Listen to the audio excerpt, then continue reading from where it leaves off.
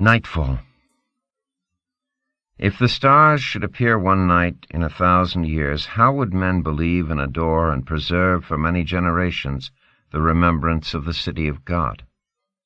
Emerson. Aton 77, director of Saro University, thrust out a belligerent lower lip and glared at the young newspaperman in a hot fury. Theramon 762 took that fury in his stride. In his earlier days, when his now widely syndicated column was only a mad idea in a cub reporter's mind, he had specialized in impossible interviews. It had cost him bruises, black eyes, and broken bones, but it had given him an ample supply of coolness and self-confidence. So he lowered the outthrust hand that had been so pointedly ignored and calmly waited for the aged director to get over the worst. Astronomers were queer ducks anyway, and if Aton's actions of the last 2 months meant anything, this same Aton was the queer-duckiest of the lot.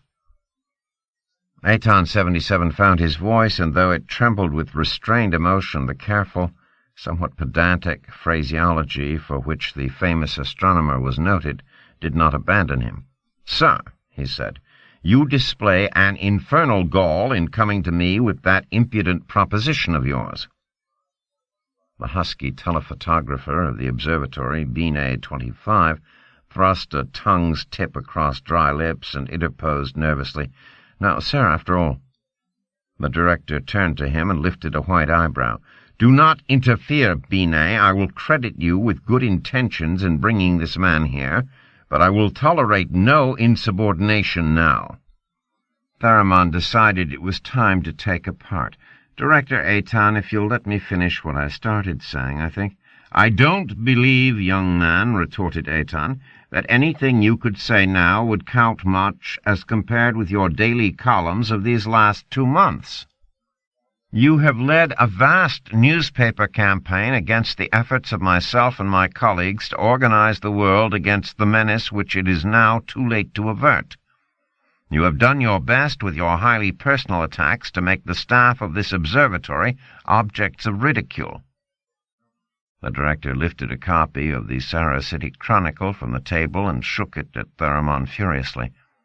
"Even a person of your well-known impudence should have hesitated before coming to me with a request that he be allowed to cover today's events for his paper. Of all newsmen, you—" Aton dashed the newspaper to the floor, strode to the window, and clasped his arms behind his back. "You may leave," he snapped over his shoulder. He stared moodily out at the skyline where Gamma, the brightest of the planet's 6 suns, was setting. It had already faded and yellowed into the horizon mists, and Aton knew he would never see it again as a sane man. He whirled. "No, wait, come here." He gestured peremptorily. "I'll give you your story." The newsman had made no motion to leave, and now he approached the old man slowly. Aton gestured outward. "Of the 6 suns, only Beta is left in the sky. Do you see it?" The question was rather unnecessary. Beta was almost at zenith, its ruddy light flooding the landscape to an unusual orange as the brilliant rays of setting Gamma died. Beta was at aphelion. It was small, smaller than Theramon had ever seen it before, and for the moment it was undisputed ruler of Lagash's sky. Lagash's own sun, Alpha, the one about which it revolved, was at the antipodes, as were the 2 distant companion pairs. The red dwarf Beta, Alpha's immediate companion, was alone, grimly alone. Aton's upturned face flushed redly in the sunlight. "In just under 4 hours," he said, "civilization as we know it comes to an end. It will do so because, as you see, Beta is the only sun in the sky." He smiled grimly. "Print that. There will be no one to read it." "But if it turns out that 4 hours pass and another 4, and nothing happens?" asked Theramon softly. "Don't let that worry you. Enough will happen." "Granted. And still, if nothing happens?" For a second time, Binet 25 spoke. "Sir, I think you ought to listen to him." Theramon said, "Put it to a vote, Director Aton." There was a stir among the remaining 5 members of the observatory staff who till now had maintained an attitude of wary neutrality. "That," stated Aton flatly, is not necessary. He drew out his pocket watch. Since your good friend Binet insists so urgently, I will give you 5 minutes. Talk away. Good. Now, just what difference would it make if you allowed me to take down an eyewitness account of what's to come? If your prediction comes true, my presence won't hurt, for in that case my column would never be written. On the other hand, if nothing comes of it, you will just have to expect ridicule or worse. It would be wise to leave that ridicule to friendly hands. Aton snorted. Do you mean yours when you speak of friendly hands? Certainly. Pharamond sat down and crossed his legs. My columns may have been a little rough, but I gave you people the benefit of the doubt every time. After all, this is not the century to preach the end of the world is at hand to Lagash. You have to understand that people don't believe the Book of Revelations anymore, and it annoys them to have scientists turn about-face and tell us the cultists are right after all. No such thing, young man, interrupted Aton. While a great deal of our data has been supplied us by the cult, our results contain none of the cult's mysticism. Facts are facts, and the cult's so-called mythology has certain facts behind it. We've exposed them and ripped away their mystery. I assure you that the cult hates us now worse than you do. I don't hate you. I'm just trying to tell you that the public is in an ugly humor. They're angry. Aton twisted his mouth in derision. Let them be angry.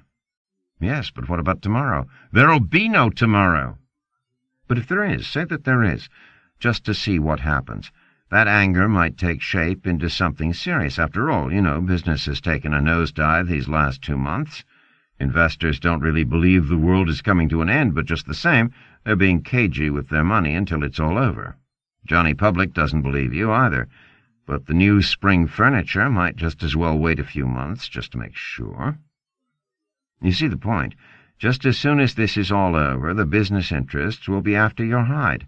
They'll say that if crackpots, begging your pardon, can upset the country's prosperity any time they want, simply by making some cockeyed prediction, it's up to the planet to prevent them. The sparks will fly, sir.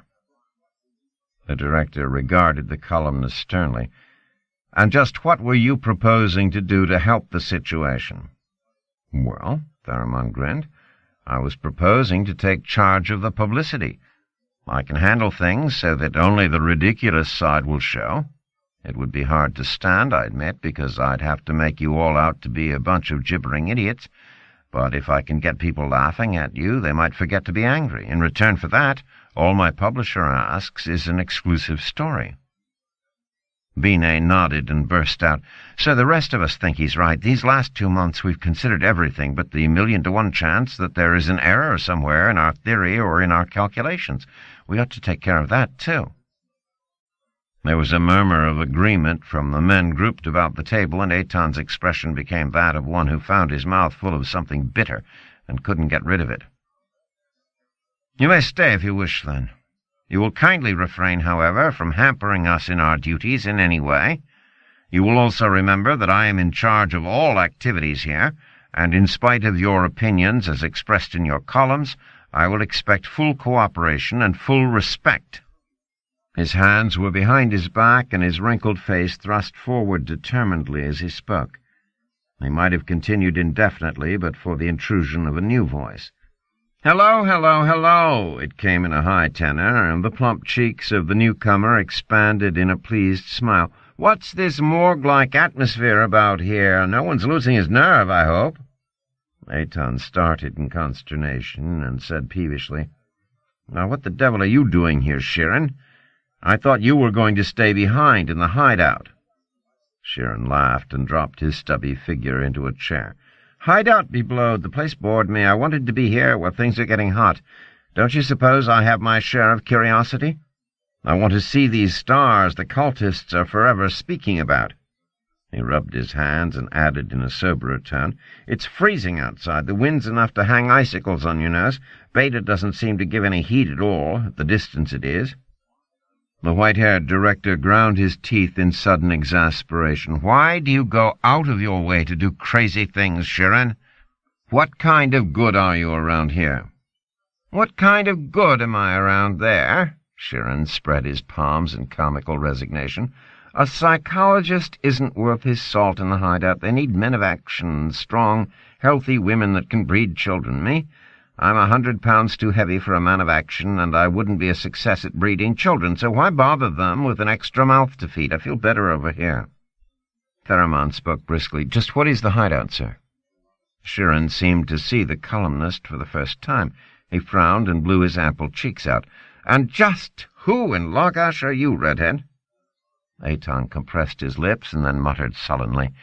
That's Theramon 762, the newspaper fellow. I suppose you've heard of him? The columnist offered his hand. And, of course, you're Shirin 501 of Syro University. I've heard of you. Then he repeated, What is this hideout, sir? Well, said Shirin, we have managed to convince a few people of the validity of our prophecy of a doom to be spectacular about it, and those few have taken proper measures.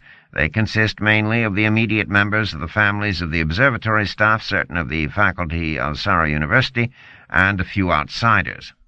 Altogether, they number about 300, but 3/4 are women and children. I see. They're supposed to hide where the darkness and the, stars can't get at them, and then hold out when the rest of the world goes poof? If they can. It won't be easy. With all of mankind insane, with the great cities going up in flames, environment will not be conducive to survival, but they have food, water, shelter, and weapons. They've got more, said Aton. They've got all our records, except for what we will collect today. Those records will mean everything to the next cycle, and that's what must survive. The rest can go hang. Theramon uttered a long, low whistle and sat brooding for several minutes. The men about the table had brought out a multi-chessboard and started a 6-member game. Moves were made rapidly and in silence. All eyes bent in furious concentration on the board. Theramon watched them intently and then rose and approached Aton, who sat apart in whispered conversation with Shirin. Listen, he said, let's go somewhere where we won't bother the rest of the fellows. I want to ask some questions. The aged astronomer frowned sourly at him, but Shirin chirped up. Certainly. It will do me good to talk. It always does. Aton was telling me about your ideas concerning world reaction to a failure of the prediction, and I agree with you. I read your column pretty regularly, by the way, and as a general thing, I like your views. Please, Shirin, growled Aton. Eh? Oh, all right. We'll go into the next room. It has softer chairs anyway. There were softer chairs in the next room. There were also thick red curtains on the windows and a maroon carpet on the floor. With the bricky light of Beta pouring in, the general effect was one of dried blood. Theramon shuddered. Say, I'd give 10 credits for a decent dose of white light for just a second. I wish Gamma or Delta were in the sky. What are your questions? Asked Aton. Please remember that our time is limited. In a little over an hour and a quarter we're going upstairs, and after that there will be no time for talk. Well, here it is. Theramon leaned back and folded his hands on his chest. You people seem so all-fired serious about this that I'm beginning to believe you. Would you mind explaining what it's all about? Aton exploded. Do you mean to sit there and tell me that you've been bombarding us with ridicule without even finding out what we've been trying to say? The columnist grinned sheepishly. It's not that bad, sir. I've got the general idea. You say there is going to be a worldwide darkness in a few hours and that all mankind will go violently insane. What I want now is the science behind it. No, you don't, broke in Shirin. If you ask Aton for that, supposing him to be in the mood to answer at all, he'll trot out pages of figures and volumes of graphs. You won't make head or tail of it. Now, if you were to ask me, I could give you the layman's standpoint. All right, I ask you. Then first I'd like a drink. He rubbed his hands and looked at Aton. Water, grunted Aton. Don't be silly. Don't you be silly. No alcohol today. It would be too easy to get my men drunk. I can't afford to tempt them. The psychologist grumbled wordlessly. He turned to Theramon, impaled him with his sharp eyes, and began. You realize, of course, that the history of civilization on Lagash displays a cyclic character, but I mean cyclic. I know, replied Theramon cautiously, that is the current archaeological theory. Has it been accepted as a fact? Just about. In this last century it's been generally agreed upon. This cyclic character is, or rather was, one of the great mysteries. We've located series of civilizations, 9 of them definitely, and indications of others as well, all of which have reached heights comparable to our own, and all of which, without exception, were destroyed by fire at the very height of their culture. And no one could tell why. All centers of culture were thoroughly gutted by fire, with nothing left behind to give a hint as to the cause. Theramon was following closely. Wasn't there a Stone Age, too? Probably, but as yet practically nothing is known of it, except that men of that age were little more than rather intelligent apes. We can forget about that. I see, go on. There have been explanations of these recurrent catastrophes, all of a more or less fantastic nature. Some say that there are periodic rains of fire, some that Lagash passes through a sun every so often, some even wilder things. But there is one theory quite different from all of these that has been handed down over a period of centuries. I know. You mean this myth of the stars that the cultists have in their Book of Revelations? Exactly, rejoined Sheeran with satisfaction. The cultists said that every 2,050 years Lagash entered a huge cave, so that all the suns disappeared, and there came total darkness all over the world. And then, they say, things called stars appeared, which robbed men of their souls and left them unreasoning brutes, so that they destroyed the civilization they themselves had built up. Of course, they mix all this up with a lot of religio-mystic notions, but that's the central idea. There was a short pause in which Sheeran drew a long breath. And now we come to the theory of universal gravitation. He pronounced the phrase so that the capital letters sounded.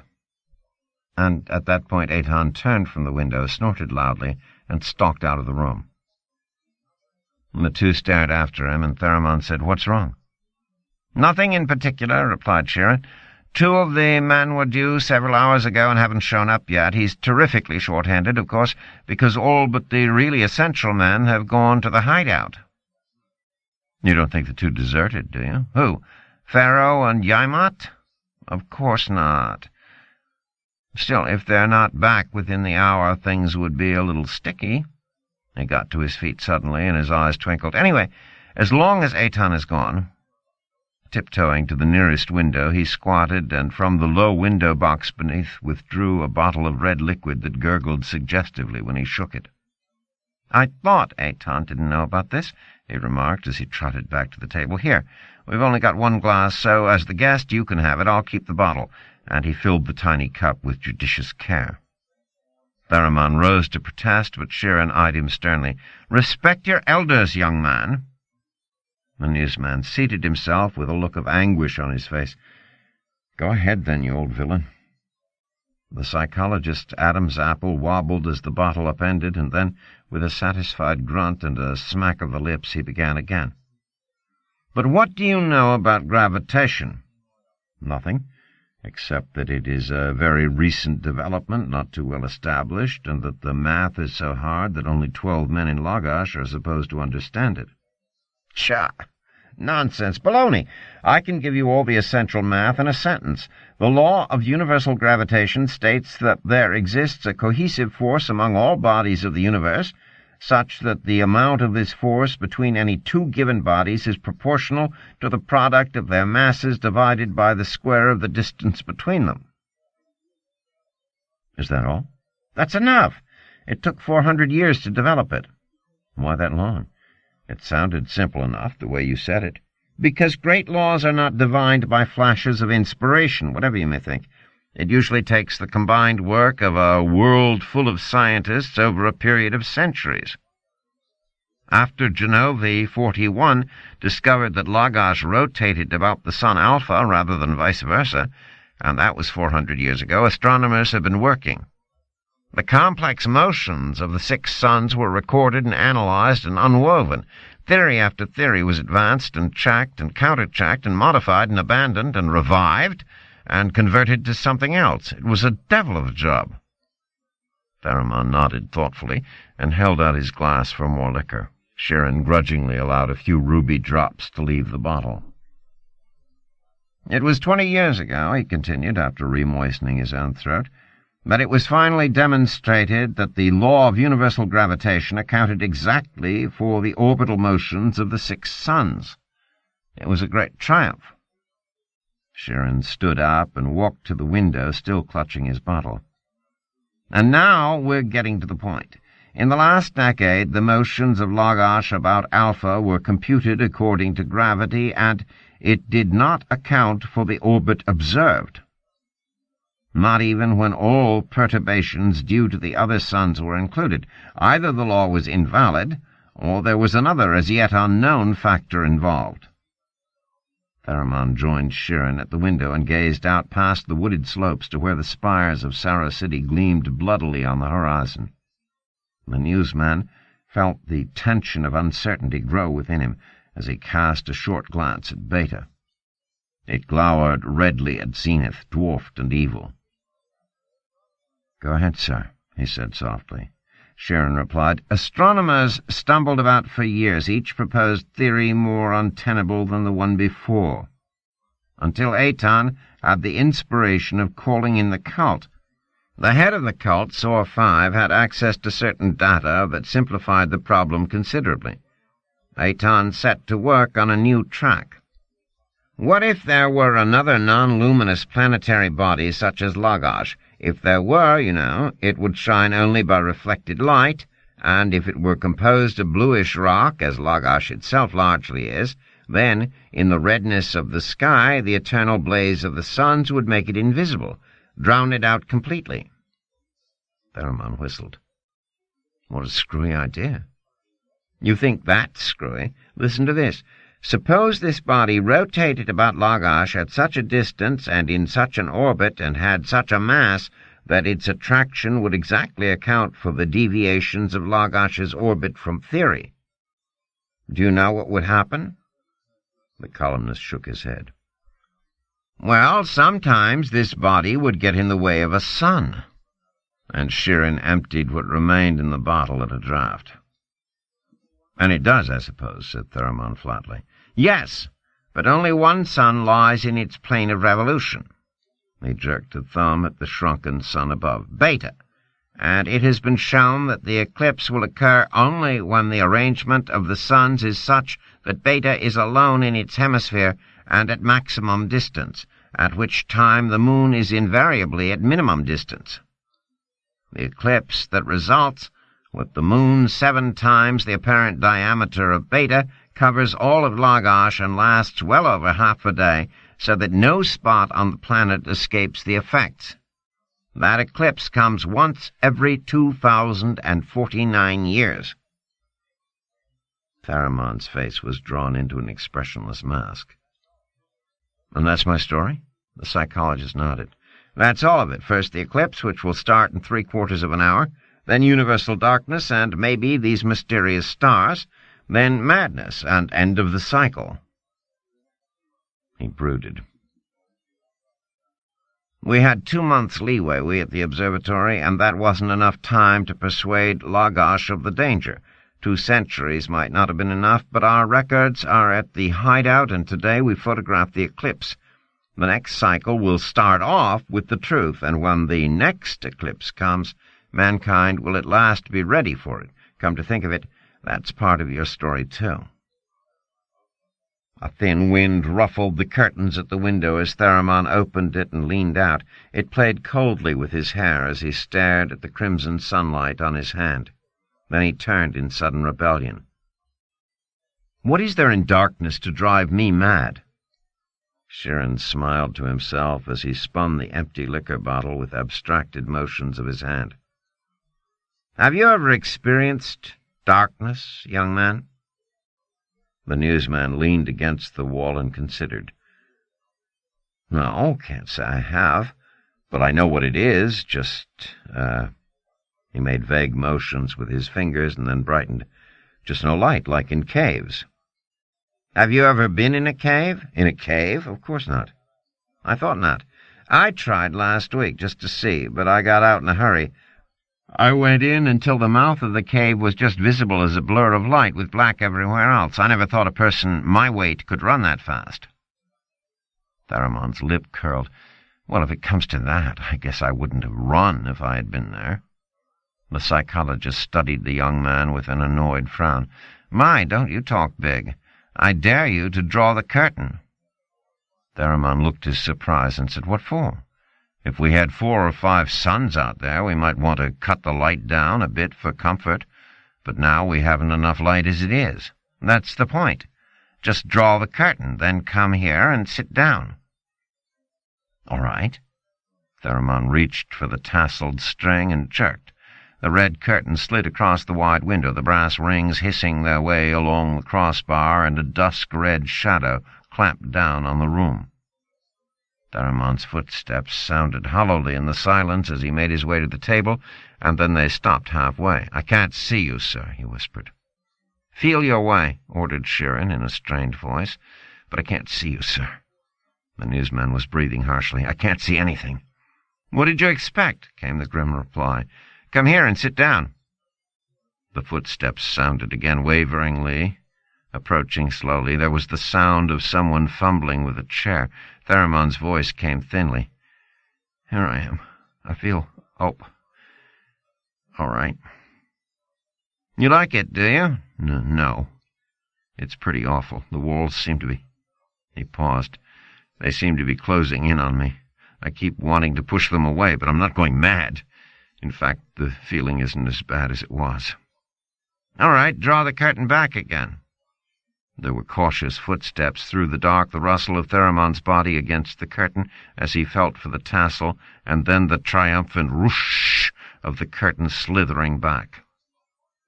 Red light flooded the room, and with a cry of joy Theramon looked up at the sun. Sheeran wiped the moistness off his forehead with the back of a hand and said shakily, And that was just a dark room. It can be stood, said Theramon lightly. Yes, a dark room can. But were you at the Jonglor Centennial Exposition 2 years ago? No. It so happens I never got around to it. 6,000 miles was just a bit too much to travel, even for the exposition. Well, I was there. You remember hearing about the tunnel of mystery that broke all records in the amusement area? For the first month or so, anyway? Yes, wasn't there some fuss about it? Very little. It was hushed up. You see, that tunnel of mystery was just a mile-long tunnel with no lights. You got into a little open car and jolted along through darkness for 15 minutes. It was very popular while it lasted. Popular? Certainly. There's a fascination in being frightened when it's part of a game. A baby is born with 3 instinctive fears of loud noises, of falling, and of the absence of light. That's why it's considered so funny to jump at someone and shout boo. That's why it's such fun to ride a roller coaster. And that's why that tunnel of mystery started cleaning up. People came out of that darkness shaking, breathless, half dead with fear, but they kept on paying to get in. Wait a while, I remember now. Some people came out dead, didn't they? There were rumors of that after it shut down. The psychologist snorted. Bah, 2 or 3 died. That was nothing. They paid off the families of the dead ones and argued the Jonglor City Council into forgetting it. After all, they said, if people with weak hearts want to go through the tunnel, it was at their own risk, and besides, it wouldn't happen again. So they put a doctor in the front office and had every customer go through a physical examination before getting into the car. That actually boosted ticket sales. Well, then? But you see, there was something else. People sometimes came out in perfect order, except that they refused to go into buildings, any buildings, including palaces, mansions, apartment houses, tenements, cottages, huts, shacks, lean-tos, and tents. Theramon looked shocked. You mean they refused to come in out of the open? Where'd they sleep? In the open. They should have forced them inside. Oh, they did. Whereupon these people went into violent hysterics and did their best to bat their brains out against the nearest wall. Once you got them inside, you couldn't keep them there without a straitjacket or a heavy dose of tranquilizer. They must have been crazy, which is exactly what they were. 1 person out of every 10 who went into that tunnel came out that way. They called in the psychologists, and we did the only thing possible. We closed down the exhibit. He spread his hands. What was the matter with these people? Asked Theramon finally. Essentially the same thing that was the matter with you when you thought the walls of the room were crushing in on you in the dark. There is a psychological term for mankind's instinctive fear of the absence of light. We call it claustrophobia, because the lack of light is always tied up with enclosed places, so that fear of one is fear of the other, you see? And those people of the tunnel? Those people of the tunnel consisted of those unfortunates whose mentality did not quite possess the resiliency to overcome the claustrophobia that overtook them in the darkness. 15 minutes without light is a long time. You only had 2 or 3 minutes, and I believe you were fairly upset. The people of the tunnel had what is called a claustrophobic fixation. Their latent fear of darkness and enclosed places had crystallized and become active, and, as far as we can tell, permanent. That's what 15 minutes in the dark will do. There was a long silence, and Theramon's forehead wrinkled slowly into a frown. I don't believe it's that bad. You mean you don't want to believe, snapped Sheeran. You're afraid to believe. Look out the window.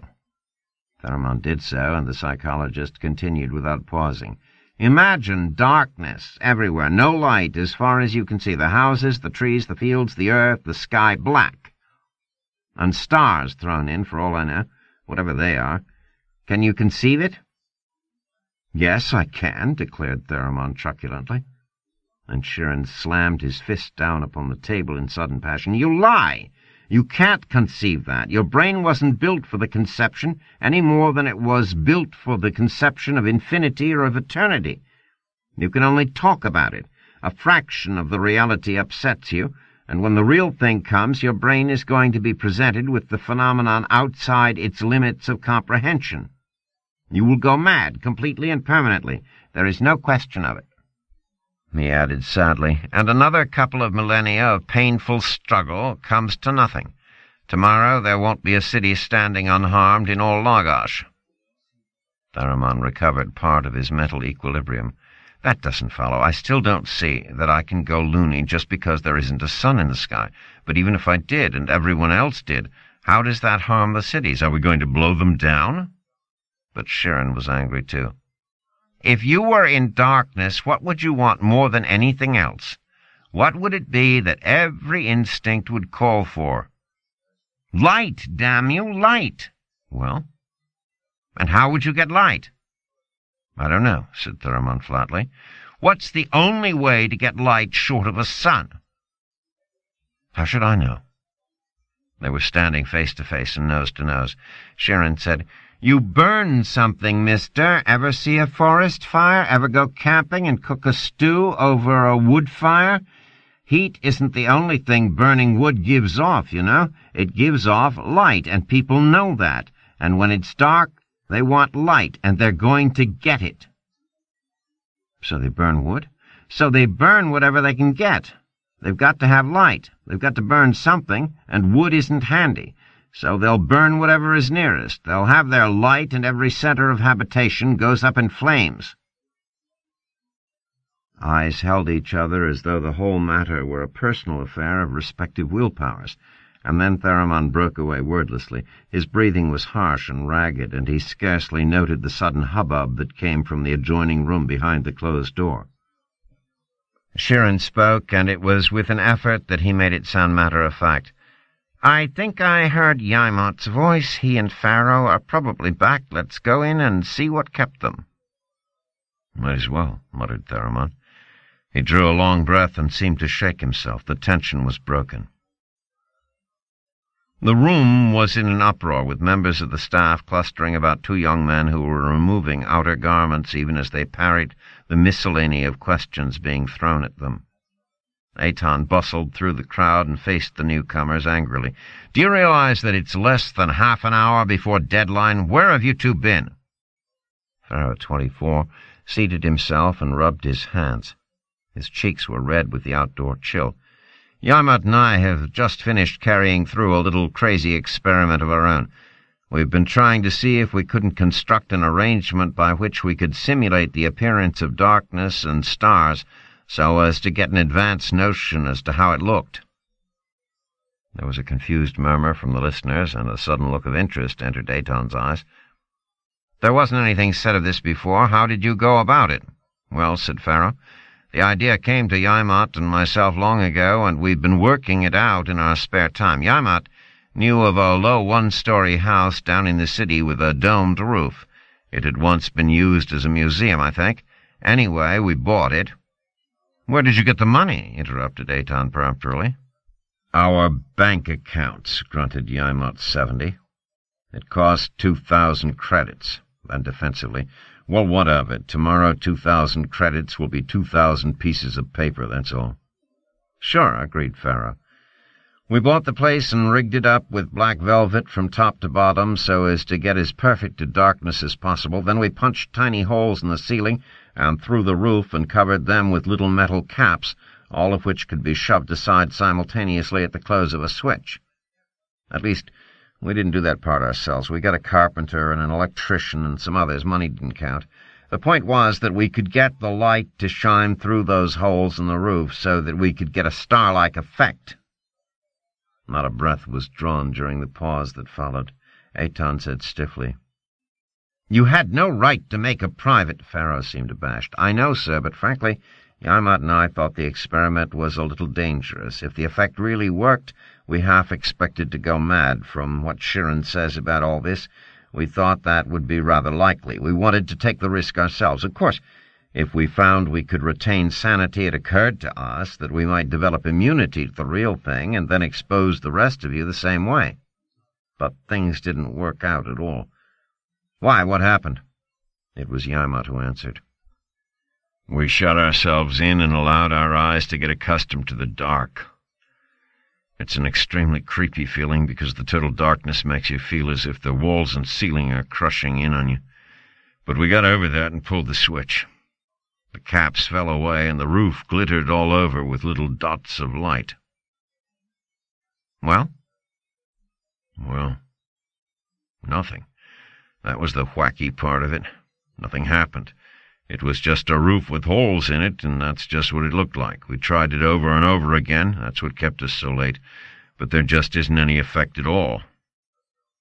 There followed a shocked silence, and all eyes turned to Sheeran, who sat motionless, mouth open. Perriman was the first to speak. "You know what this does to this whole theory you've built up, Sheeran, don't you?" He was grinning with relief. But Sheeran raised his hand. "Now, wait a while. Just let me think this through." And then he snapped his fingers, and when he lifted his head, there was neither surprise nor uncertainty in his eyes. "Of course!" He never finished. From somewhere up above there sounded a sharp clang, and Binet, starting to his feet, dashed up the stairs with a, "What the devil?" The rest followed after. Things happened quickly. Once up in the dome, Binet cast one horrified glance at the shattered photographic plates and at the man bending over them, and then hurled himself fiercely at the intruder, getting a death grip on his throat. There was a wild threshing, and as others of the staff joined in, the stranger was swallowed up and smothered under the weight of half a dozen angry men. Aton came up last, breathing heavily. "Let him up!" There was a reluctant unscrambling, and the stranger, panting harshly, with his clothes torn and his forehead bruised, was hauled to his feet. He had a short yellow beard, curled elaborately in the style affected by the cultists.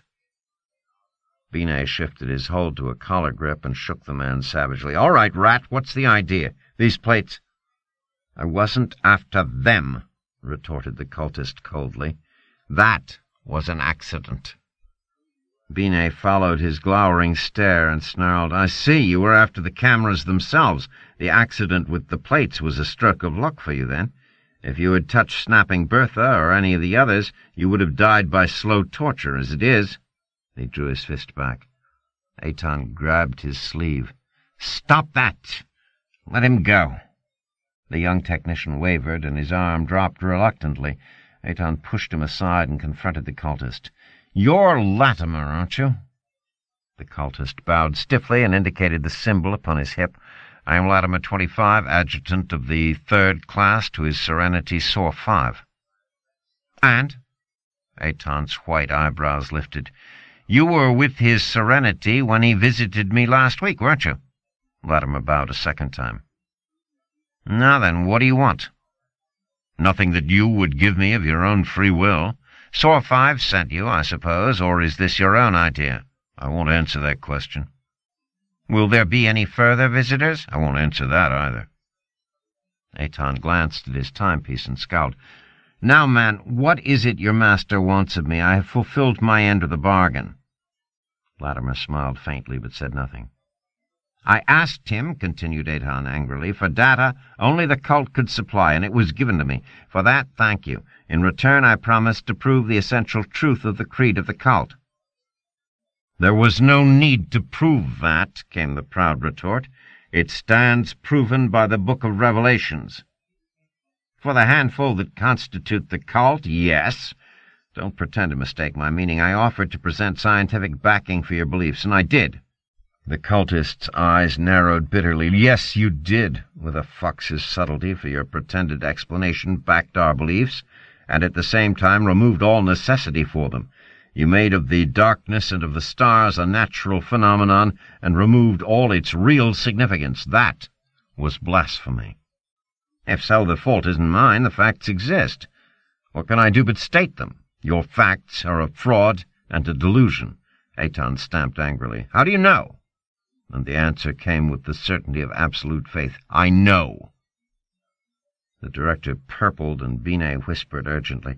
Aton waved him silent. And what does Saw 5 want us to do? He still thinks, I suppose, that in trying to warn the world to take measures against the menace of madness, we are placing innumerable souls in jeopardy. We aren't succeeding, if that means anything to him.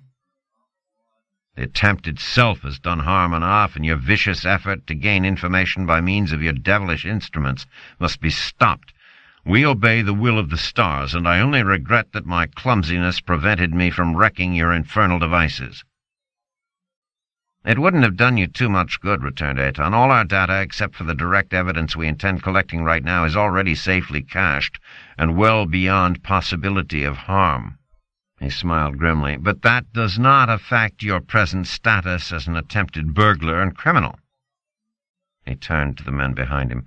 Someone call the police at Sarah City. There was a cry of distaste from Sheeran.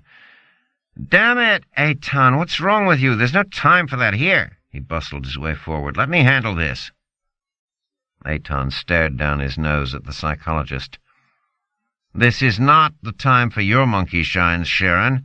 Will you please let me handle this my own way? Right now you are a complete outsider here, and don't forget it. Sheeran's mouth twisted eloquently. Now, why should we go to the impossible trouble of calling the police with Beta's eclipse a matter of minutes from now, when this young man here is perfectly willing to pledge his word of honor to remain and cause no trouble whatsoever? The cultist answered promptly, I will do no such thing. You're free to do what you want, but it's only fair to warn you that just as soon as I get my chance, I'm going to finish what I came out here to do. If it's my word of honor you're relying on, you'd better call the police. Sheeran smiled in a friendly fashion. You're a determined cuss, aren't you? Well, I'll explain something. Do you see that young man at the window? He's a strong, husky fellow, quite handy with his fists, and he's an outsider besides. Once the eclipse starts, there will be nothing for him to do except keep an eye on you. Besides him, there will be myself, a little too stout for active fisticuffs, but still able to help. Well, what of it? Demanded Latimer frozenly. Listen, and I'll tell you, was the reply. Just as soon as the eclipse starts, we're going to take you, Pheromon and I, and deposit you in a little closet with one door, to which is attached one giant lock and no windows. You will remain there for the duration.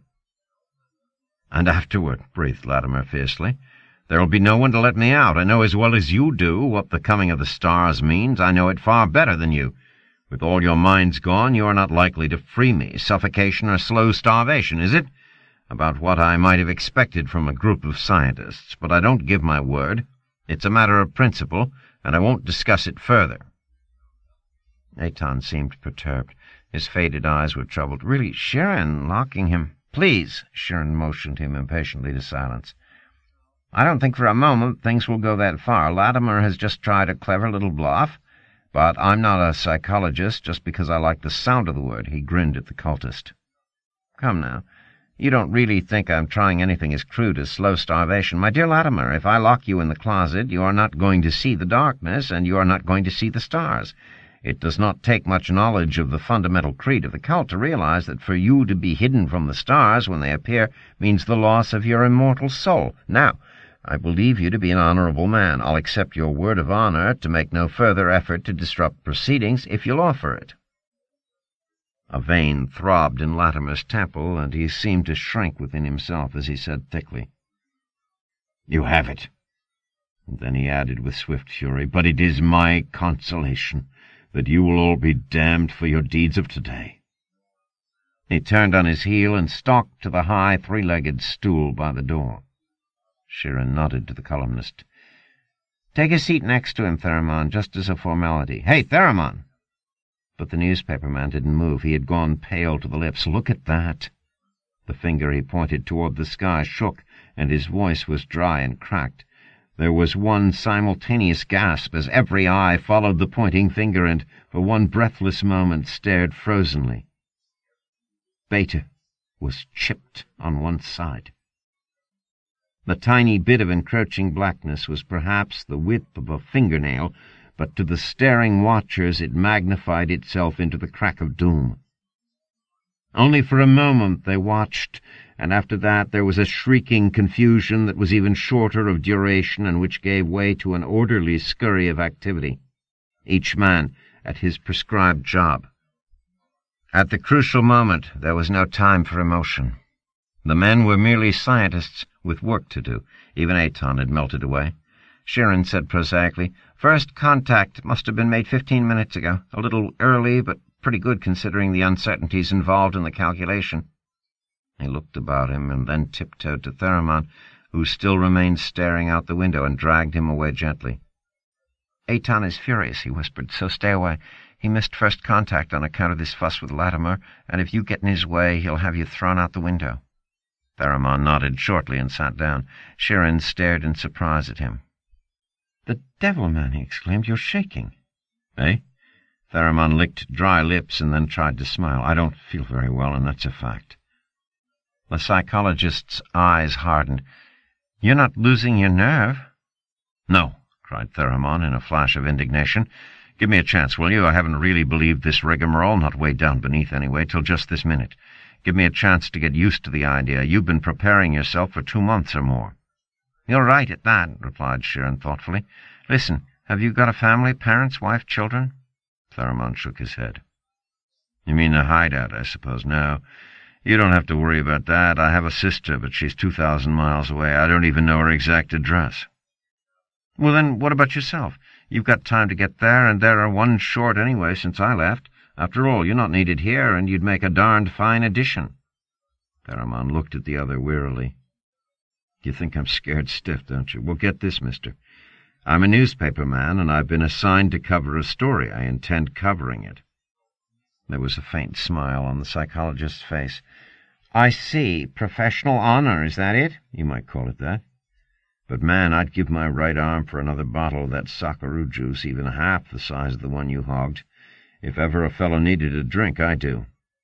He broke off. Sheeran was nudging him violently. "Do you hear that? Listen." Theramon followed the motion of the other's chin and stared at the cultist who, oblivious to all about him, faced the window, a look of wild elation on his face, droning to himself the while in sing-song fashion. "What's he saying?" whispered the columnist. "He's quoting Book of Revelations, 5th chapter," replied Sheeran, then urgently, "Keep quiet and listen, I tell you." The cultist's voice had risen in a sudden increase of fervor.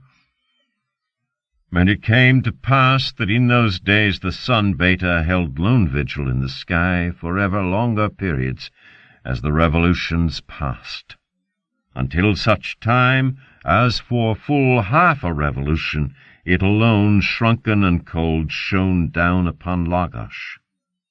And men did assemble in the public squares and in the highways, there to debate and to marvel at the sight, for a strange depression had seized them, Their minds were troubled and their speech confused, for the souls of men awaited the coming of the stars. And in the city of Trigon at high noon, Vendret too came forth and said unto the men of Trigon, Lo, ye sinners, though ye scorn the ways of righteousness, yet will the time of reckoning come. Even now the cave approaches to swallow Lagash, yea, and all it contains. And even as he spoke, the lip of the cave of darkness passed the edge of Beta, so that to all Lagash it was hidden from sight. Loud were the cries of men as it vanished, and great the fear of soul that fell upon them. It came to pass that the darkness of the cave fell upon Lagash, and there was no light on all the surface of Lagash. Men were even as blinded, nor could one man see his neighbor, though he felt his breath upon his face. And in this blackness there appeared the stars in countless numbers, and to the strains of music of such beauty that the very leaves of the trees cried out in wonder.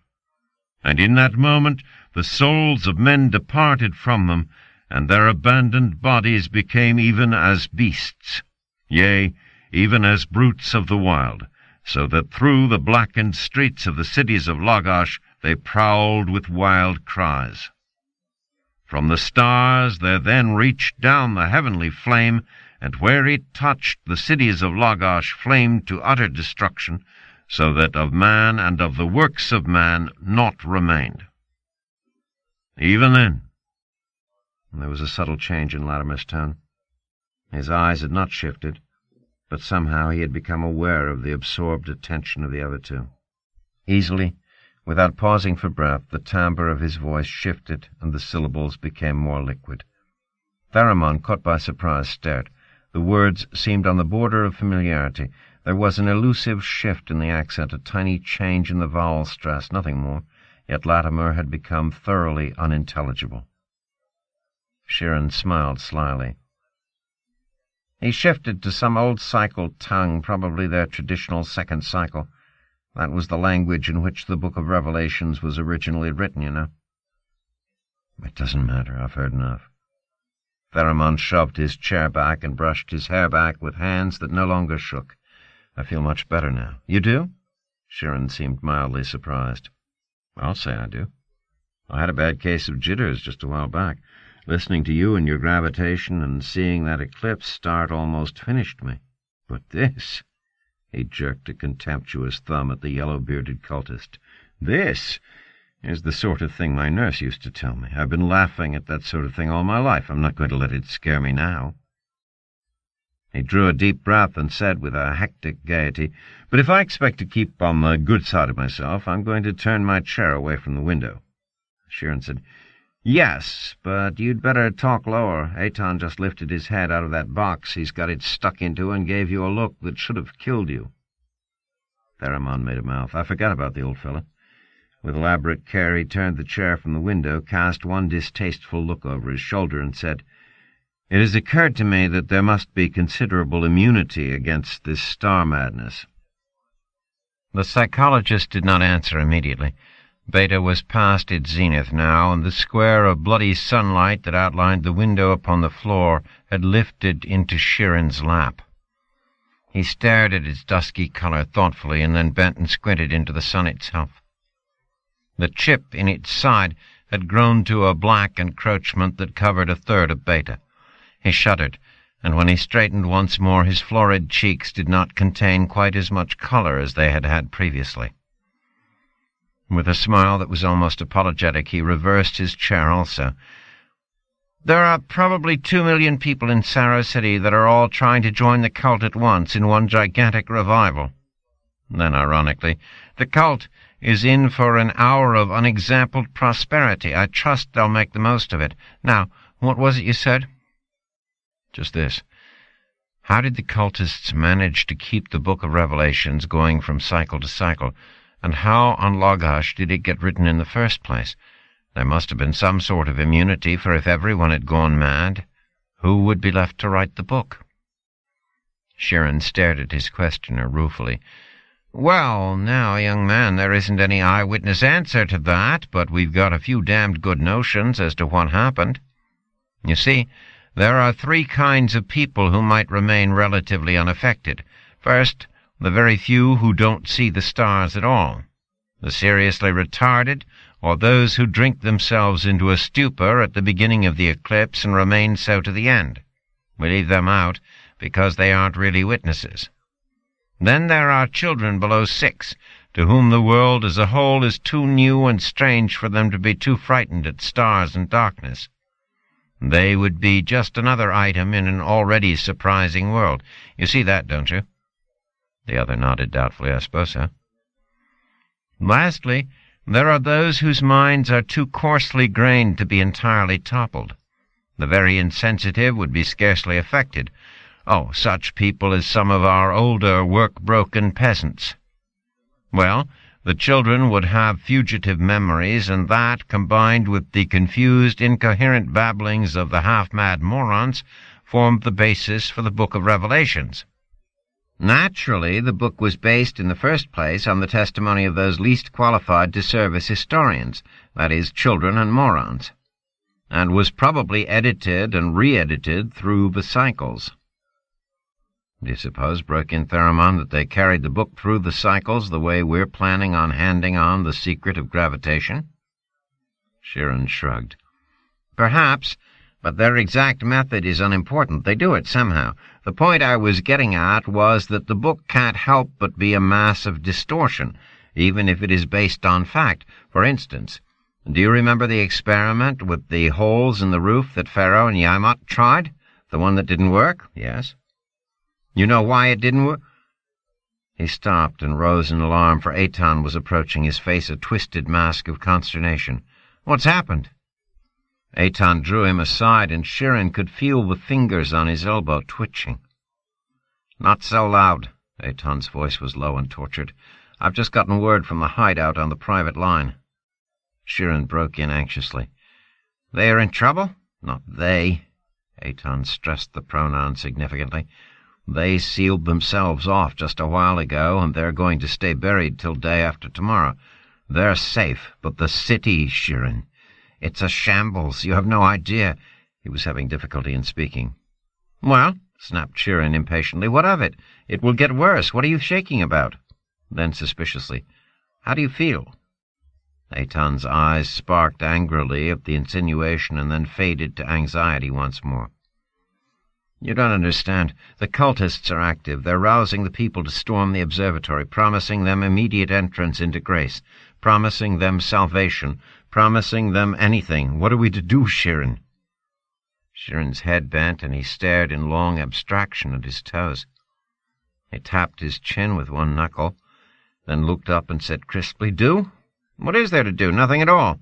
Do the men know of this? No, of course not. Good, keep it that way. How long till totality? Not quite an hour. There's nothing to do but gamble. It will take time to organize any really formidable mob, and it will take more time to get them out here. We're a good 5 miles from the city. He glared out the window down the slopes to where the farmed patches gave way to clumps of white houses in the suburbs, down to where the metropolis itself was a blur on the horizon, a mist in the waning blaze of Beta.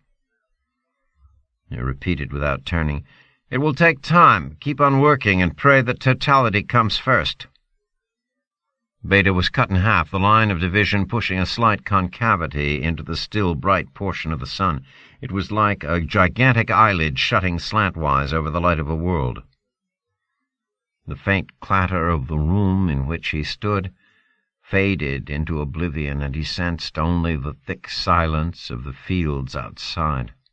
The very insects seemed frightened mute, and things were dim. He jumped at the voice in his ear. Theramon said, Is something wrong? Hey, no. Get back to the chair. We're in the way. They slipped back to their corner, but the psychologist did not speak for a time. He lifted a finger and loosened his collar. He twisted his neck back and forth, but found no relief. He looked up suddenly. Are you having any difficulty in breathing? The newspaper man opened his eyes wide and drew 2 or 3 long breaths. No, why? I looked out the window too long, I suppose. The dimness got me. Difficulty in breathing is one of the first symptoms of a claustrophobic attack. Theramon drew another long breath. Well, it hasn't got me yet. Say, here's another of the fellows. Binet had interposed his bulk between the light and the pair in the corner, and Shirin squinted up at him anxiously. Hello, Binet. The astronomer shifted his weight to the other foot and smiled feebly. You won't mind if I sit down a while and join in the talk? My cameras are set, and there's nothing to do till totality. He paused and eyed the cultist, who 15 minutes earlier had drawn a small skin-bound book from his sleeve and had been poring intently over it ever since. That rat hasn't been making trouble, has he? Shirin shook his head. His shoulders were thrown back, and he frowned his concentration as he forced himself to breathe regularly. He said, Have you had any trouble breathing, Binet? Binet sniffed the air in his turn. It doesn't seem stuffy to me. A touch of claustrophobia, explained Shirin apologetically. Oh, it worked itself differently with me. I get the impression that my eyes are going back on me. Things seem to blur and, well, nothing is clear, and it's cold, too. Oh, it's cold, all right. That's no illusion, Theramon grimaced. My toes feel as if I've been shipping them cross-country in a refrigerating car. What we need, put in Shirin, is to keep our minds busy with extraneous affairs. I was telling you a while ago, Theramon, why Pharaoh's experiments with the holes in the roof came to nothing. You were just beginning, replied Theramon. He encircled a knee with both arms and nuzzled his chin against it. Well, as I started to say, they were misled by taking the Book of Revelations literally. There probably wasn't any sense in attaching any physical significance to the stars. It might be, that in the presence of total darkness, the mind finds it absolutely necessary to create light. This illusion of light might be all the stars there really are. In other words, interposed Theramon, you mean the stars are the results of the madness and not one of the causes. Then what good will Binet's photographs be? To prove that it is an illusion, maybe, or to prove the opposite, for all I know, then again. But Binet had drawn his chair closer, and there was an expression of sudden enthusiasm on his face. Say, I'm glad you two got onto this subject. His eyes narrowed, and he lifted one finger. I've been thinking about these stars, and I've got a really cute notion. Of course, it's strictly ocean foam, and I'm not trying to advance it seriously, but I think it's interesting. Do you want to hear it? He seemed half reluctant, but Shirin leaned back and said, Go ahead, I'm listening. Well, then, supposing there were other suns in the universe, he broke off a little bashfully. I mean, suns that are so far away that they're too dim to see. It sounds as if I've been reading some of that fantastic fiction, I suppose.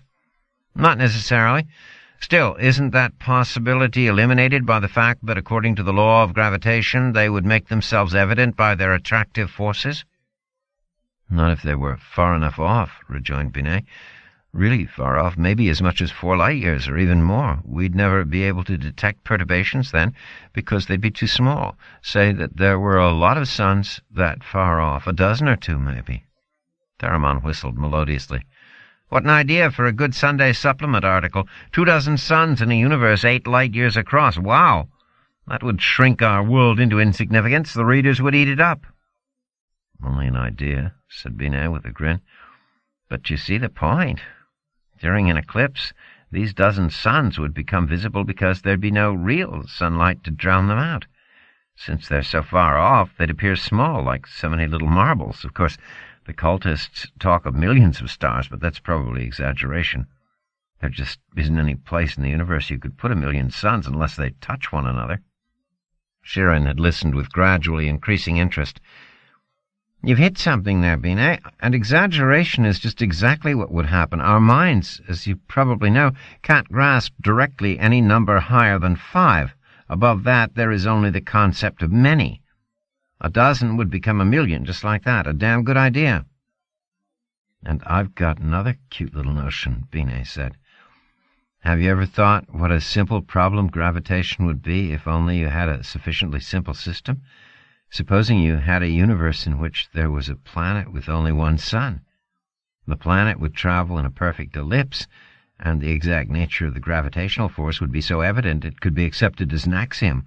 Astronomers on such a world would start off with gravity probably before they even invented the telescope. Naked eye observation would be enough.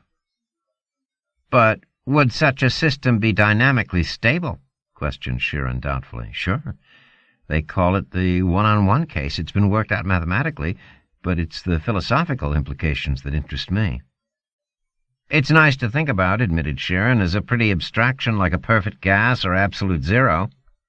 Of course, continued Binet, there's the catch that life would be impossible on such a planet. It wouldn't get enough heat and light, and if it rotated, there would be total darkness half of each day. You couldn't expect life, which is fundamentally dependent upon light, to develop under those conditions. Besides, Sheeran's chair went over backward as he sprang to his feet in a rude interruption.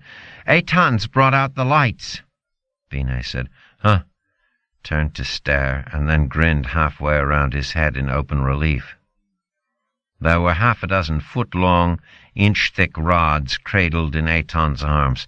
He glared over them at the assembled staff members. Get back to work, all of you. Sheeran, come here and help me. Sheeran trotted to the older man's side, and one by one, in utter silence, the two adjusted the rods in makeshift metal holders suspended from the walls. With the air of one carrying through the most sacred item of a religious ritual, Sheeran scraped a large, clumsy match into spluttering life and passed it to Eitan, who carried the flame to the upper end of one of the rods. It hesitated there a while, playing futilely about the tip until a sudden crackling flare cast Eitan's lined face into yellow highlights. He withdrew the match, and a spontaneous cheer rattled the window. The rod was topped by 6 inches of wavering flame. Methodically, the other rods were lighted until 6 independent fires turned the rear of the room yellow. The light was dim, dimmer even than the tenuous sunlight. The flames reeled crazily, giving birth to drunken, swaying shadows. The torches smoked devilishly and smelled like a bad day in the kitchen, but they emitted yellow light. There was something about yellow light. After 4 hours of somber, dimming beta, even Latimer had lifted his eyes from his book and stared in wonder. Sheeran warmed his hands at the nearest, regardless of the soot that gathered upon them in a fine grey powder, and muttered ecstatically to himself, Beautiful, beautiful!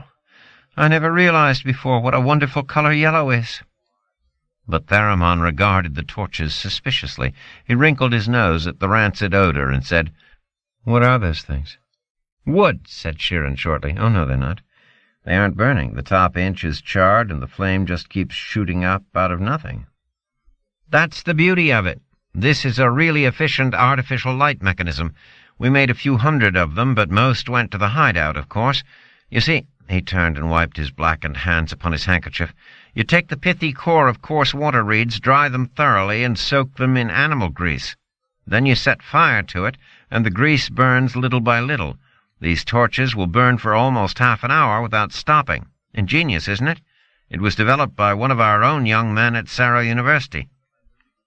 After the momentary sensation, the dome had quieted. Latimer had carried his chair directly beneath a torch and continued reading, lips moving in the monotonous recital of invocations to the stars. Binet had drifted away to his cameras once more, and Theramon seized the opportunity to add to his notes on the article he was going to write for the Sarah City Chronicle the next day, a procedure he had been following for the last 2 hours in a perfectly methodical, perfectly conscientious, and, as he was well aware, perfectly meaningless fashion. But as the gleam of amusement in Sheeran's eyes indicated, careful note-taking occupied his mind with something other than the fact that the sky was gradually turning a horrible deep purple red, as if it were one gigantic, freshly peeled beet, and so it fulfilled its purpose. The air grew somehow denser. Dusk, like a palpable entity, entered the room, and the dancing circle of yellow light about the torches etched itself into ever sharper distinction against the gathering greyness beyond. There was the odor of smoke, and the presence of little chuckling sounds that the torches made as they burnt. The soft pad of one of the men circling the table at which he worked, on hesitant tiptoes. The occasional indrawn breath of someone trying to retain composure in a world that was retreating into the shadow. It was Theramon who first heard the extraneous noise. It was a vague, unorganized impression of sound that would have gone unnoticed but for the dead silence that prevailed within the dome. The newsman sat upright and replaced his notebook. He held his breath and listened, then, with considerable reluctance, threaded his way between the solar scope and one of Binet's cameras and stood before the window. The silence ripped to fragments at his startled shout. "Sheeran!" Work stopped. The psychologist was at his side in a moment. Eitan joined them. Even Yamat 70, high in his little lean-back seat at the eyepiece of the gigantic solar scope, paused and looked downward. Outside, Beta was a mere smouldering splinter, taking one last desperate look at Lagash. The eastern horizon in the direction of the city was lost in darkness, and the road from Saro to the observatory was a dull red line bordered on both sides by wooded tracts, the trees of which had somehow lost individuality and merged into a continuous, shadowy mass. But it was the highway itself that held attention, for along it there surged another and infinitely menacing shadowy mass. Eitan cried in a cracked voice, "The madmen from the city, they've come!" "How long to totality?" demanded Sheeran. 15 minutes, but they'll be here in 5. "Never mind, keep the men working. We'll hold them off. This place is built like a fortress. Eitan, keep an eye on our young cultists, just for luck. Theramon, come with me." Sheeran was out the door, and Theramon was at his heels. The stairs stretched below them in tight, circular sweeps about the central shaft, fading into a dank and dreary greyness. The first momentum of their rush had carried them 50 feet down, so that the dim, flickering yellow from the open door of the dome had disappeared, and both above and below the same dusky shadow crushed in upon them. Sheeran paused, and his pudgy hand clutched at his chest. His eyes bulged, and his voice was a dry cough. "I can't breathe. Go down yourself.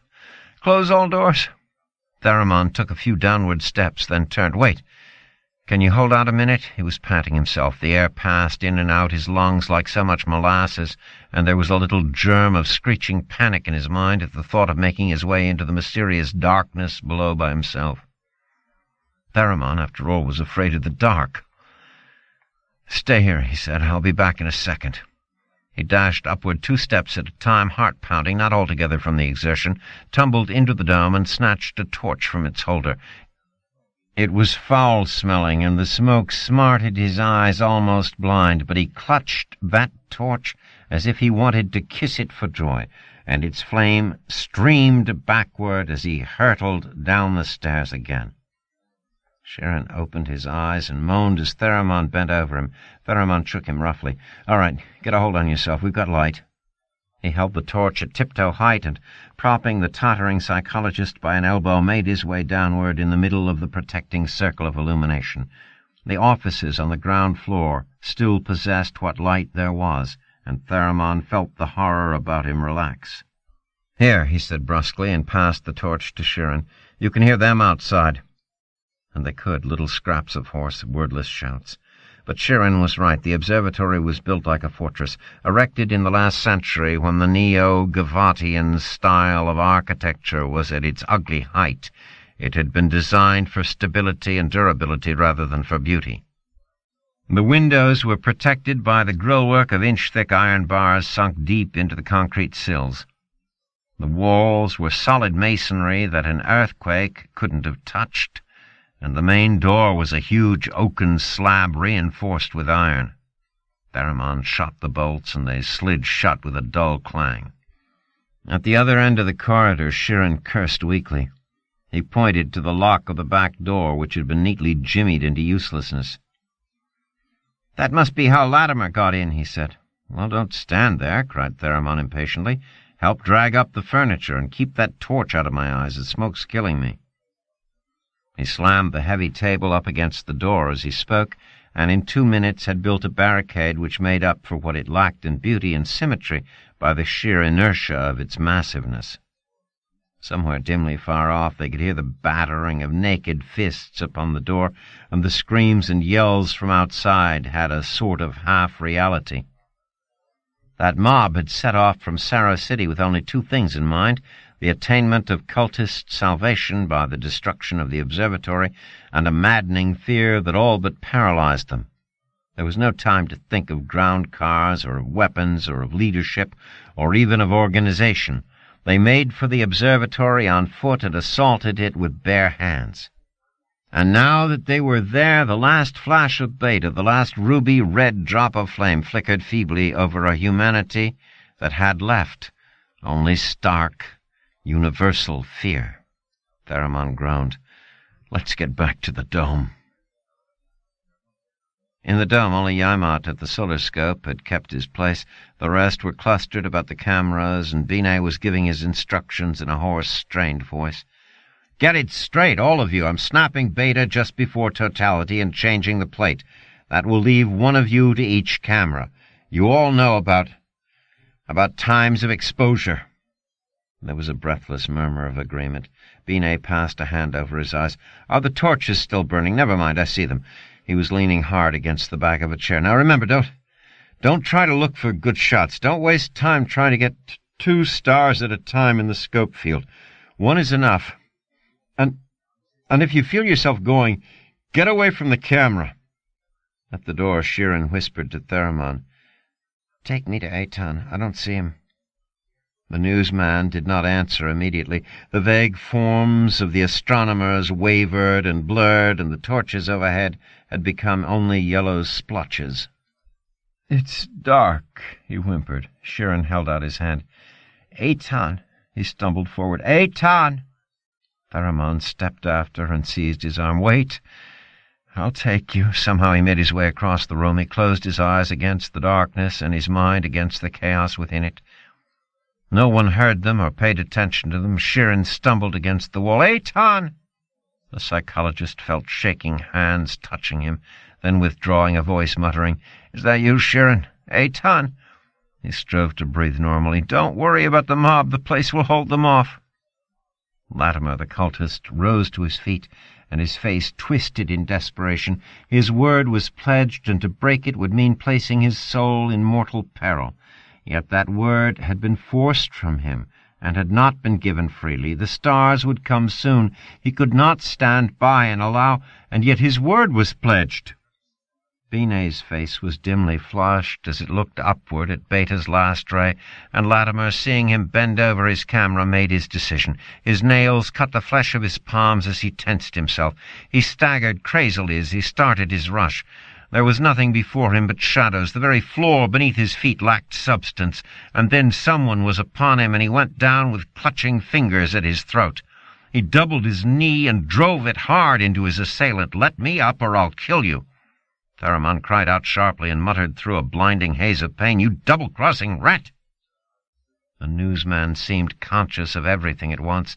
He heard Binet croak, "I've got it! At your cameras, man!" And then there was the strange awareness that the last thread of sunlight had thinned out and snapped. Simultaneously he heard one last choking gasp from Binet, and a queer little cry from Sheeran, a hysterical giggle that cut off in a rasp, and a sudden silence, a strange, deadly silence from outside. And Latimer had gone limp in his loosening grasp. Theramon peered into the cultist's eyes and saw the blankness of them staring upward, mirroring the feeble yellow of the torches. He saw the bubble of froth upon Latimer's lips and heard the low animal whimper in Latimer's throat.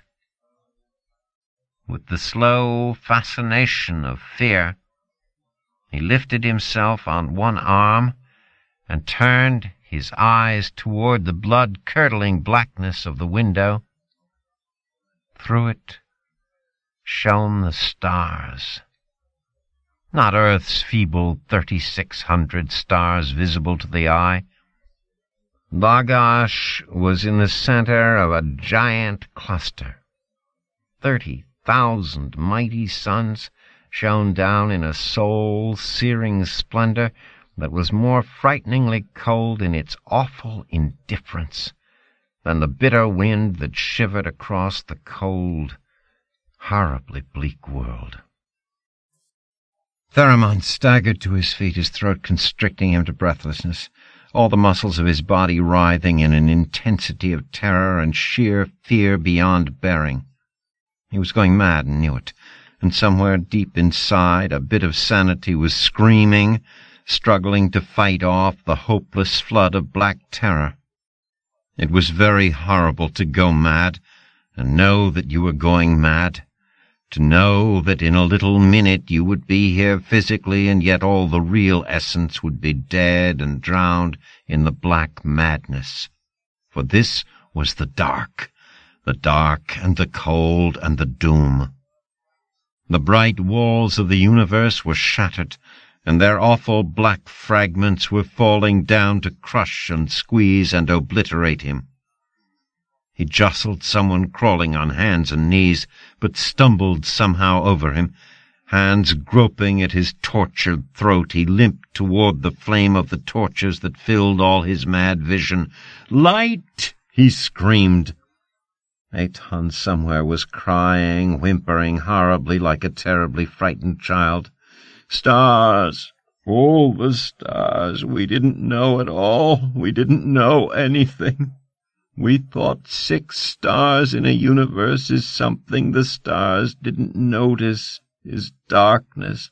Forever and ever and ever, and the walls are breaking in, and we didn't know, we couldn't know, and anything." Someone clawed at the torch, and it fell and snuffed out.